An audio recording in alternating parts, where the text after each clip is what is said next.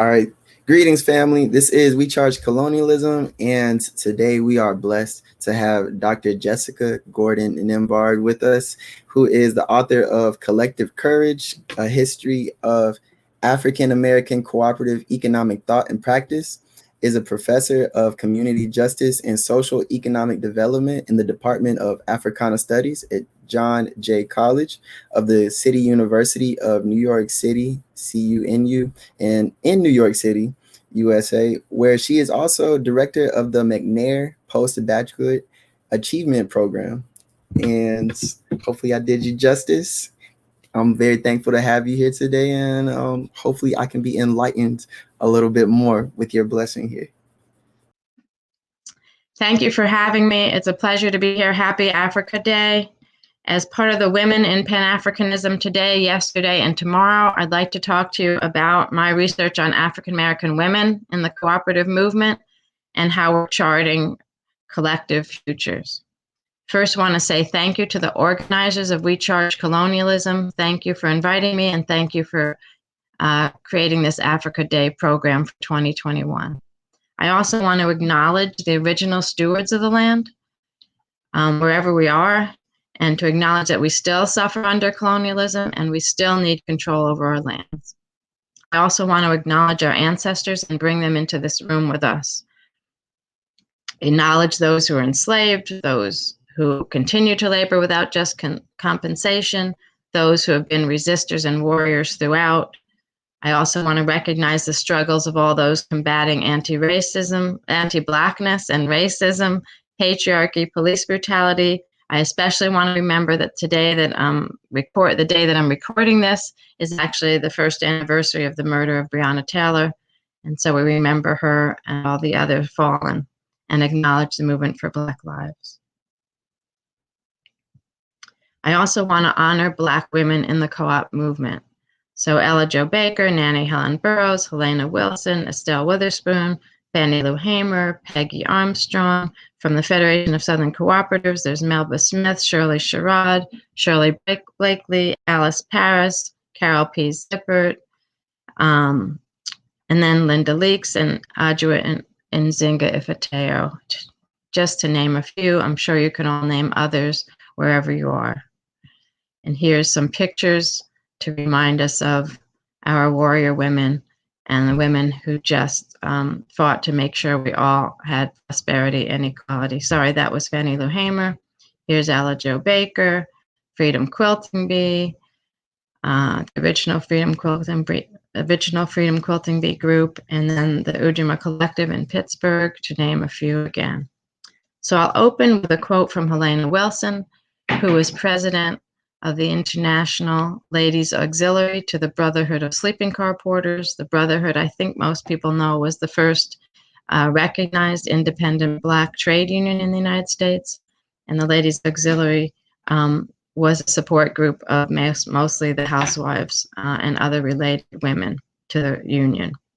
And she said, "No race can be said to be another's equal that cannot or will not protect its own interest. This new order can be brought about once the Negro acknowledges the wisdom of uniting his forces and pooling his funds for the common good of all." And of course, nowadays we wouldn't say his, we'd say his or her or humankind or something. And we don't really use the word Negro anymore, but forget about that.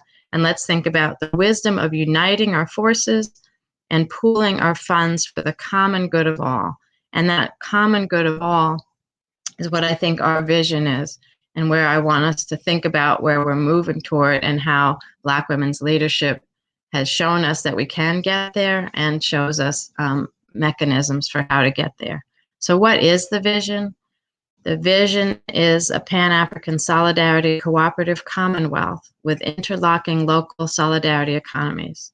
It's a system created from the bottom up, building upon multiple grassroots cooperative enterprises and democratic community-based economic practices owned and controlled by Africans and people of African descent. These networks collaborate and federate. That's why it would be a commonwealth, from the local level to the municipal, to the regional, to the national, to the international. And looking back to look forward, we can understand and envision Pan-African women leading us into this new solidarity cooperative commonwealth because they have led us to alternatives and led us to better economic systems already in our past. We can look at their roles in leading co-ops and cooperative movements in herstory, and see how that can take us forward now in this period. So what have African American women done in the U.S. co-op movement? Well, we've been an integral part of the U.S. Black cooperative movement and even the co-op movement in general in the U.S.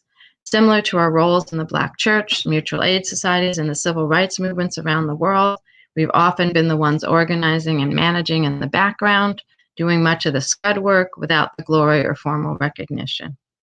But also my research has found that Black women were not just members, but we've also been the founders, the managers, the directors of cooperative enterprises, of cooperative and collective activity, of mutual aid society.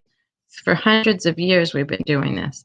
And so it's evident in our leadership in the mutual aid associations, as well as these cooperative economic projects, in leadership in education and development of co-ops, and our leadership in contemporary worker co-ops, that we can, right? One, that women's leadership is essential to these movements, but also it shows that we can move into more human economic relationships because we've done it before. We've seen how Black women have led us there before. So centuries of Black women in mutual aid have shown that we meet vital social welfare needs. We assert leadership as the movements develop. We promote the movements. We bring cohesiveness to the movements, and we've been integral to transitioning from mutual aid to more formal cooperatives. And so again, at every stage, whether it's envisioning, running, transitioning, we've been at the forefront. We've been showing leadership.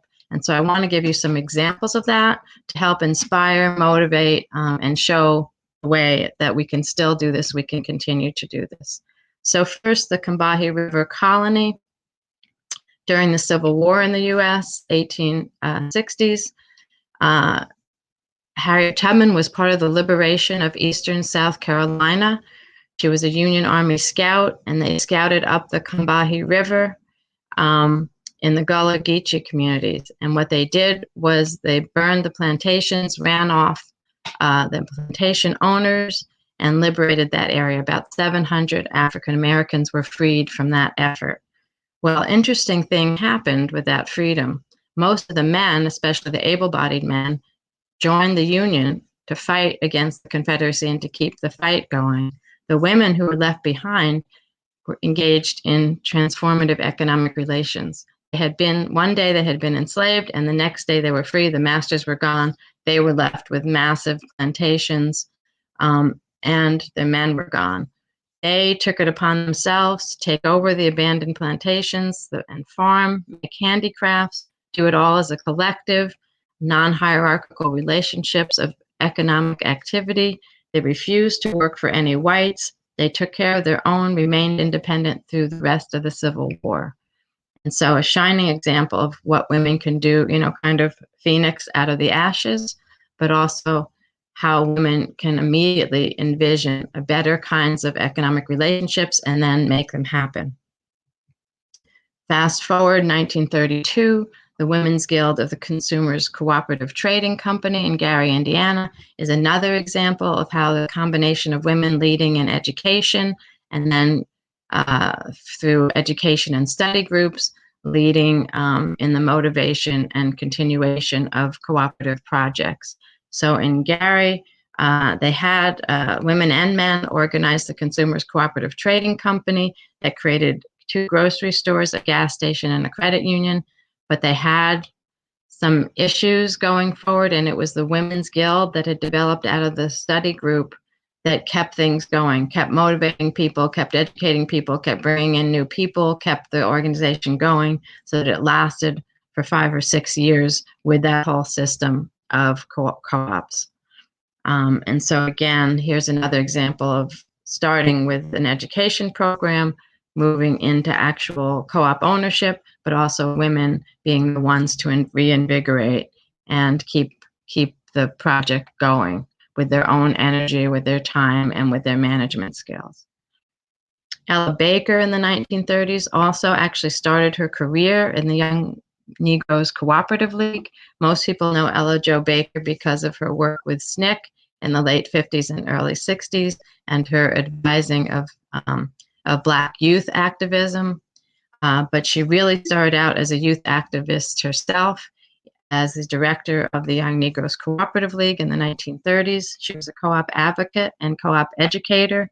She developed her notions of grassroots organizing, democratic leadership, economic justice through her work in the Young Negroes Cooperative League. She traveled all over the country, talking to people, educating people, talking about the role of Black women, talking about how we can do this. We can live and have a different kind of economic program, and we young people, Black women, can be the leaders of it. And then I had mentioned Helena Wilson and the Ladies Auxiliary to the Brotherhood of Sleeping Car Porters as early as 1938. The Ladies Auxiliary had a document called Instructions and Decisions that she worked on with A. Philip Randolph, who was the head of the Brotherhood. And that suggested to members they subscribe to journals and newsletters about consumer economics and cooperatives, and that they study credit unions and consumer cooperation.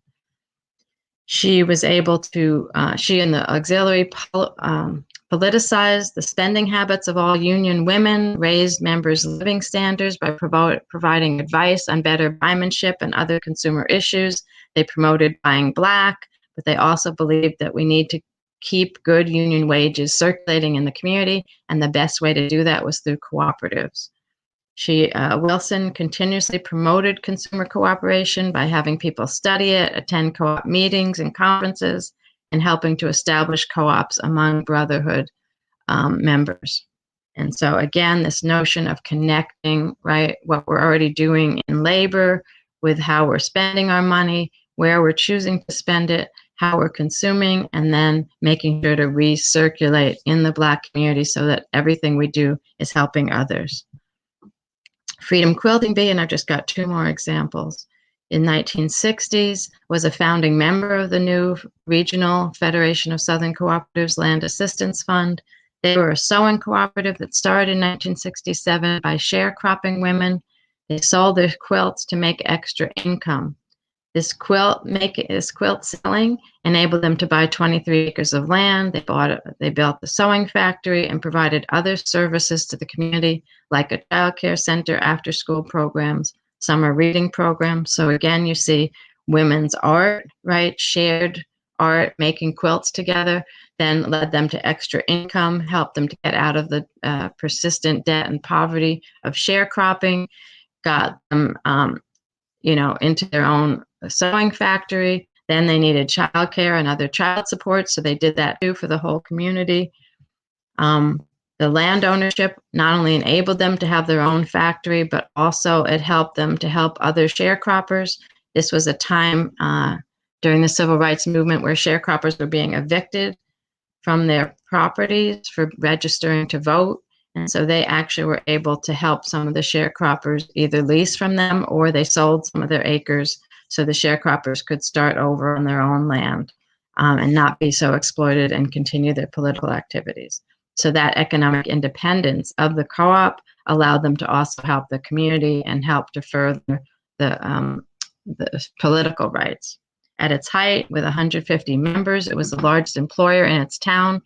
And it has continued in various levels of, in various sizes over the years to create quilts and other sewing products. And then Cooperative Home Care Associates, which started in 1985, still exists today, is actually the largest worker cooperative in the United States, is in the South Bronx of New York. It's created by a social service agency to create decent jobs and provide needed services in their community. 75% of the employee owners originally had been dependent on public assistance as very low-paid, low-skilled home care paraprofessionals. And what this co-op was able to do was to employ previously unskilled, primarily Latina and African-American women, create a nonprofit training subsidiary to provide state-of-the-art training in home care and nursing, so that the co-op within 10 years was leading the industry in above average wages, benefits, career ladder opportunities, leadership training, very low turnover in an industry that had high turnover, no career ladder opportunities, and very low pay. And it's our largest worker cooperative in the United States, basically composed of women of color, and now actually also run by women of color. In addition, cooperative home care associations practice advocacy.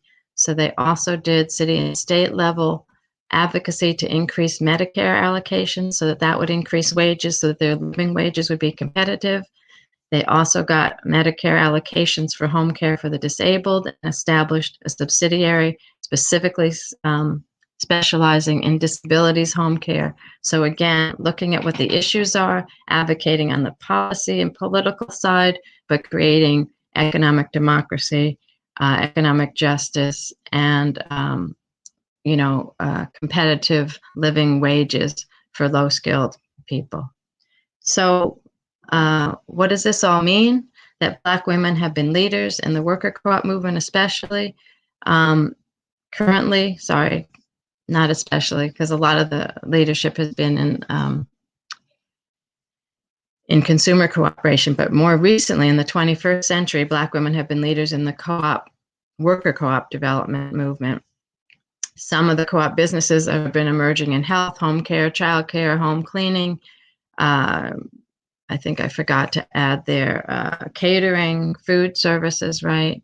They're founded and owned by women of color in the U.S. These women are leading their sectors and changing the nature of work for women especially, but for everybody, increasing returns to work by providing living wage jobs, multiple benefits, economic and non-economic benefits, and providing leadership, developing leadership, and engaging in economic democracy. And I believe that legacy, those right? The accomplishments I just went through are the things that are helping us to see that we can transform our societies. We're already doing it, right? Women in Pan-Africanism are showing us the way that we can engage in economic prosperity that's transparent, that's cooperative and collective, that's non-exploitative, and that's making sure we all prosper and the common good is achieved. Thank you so much.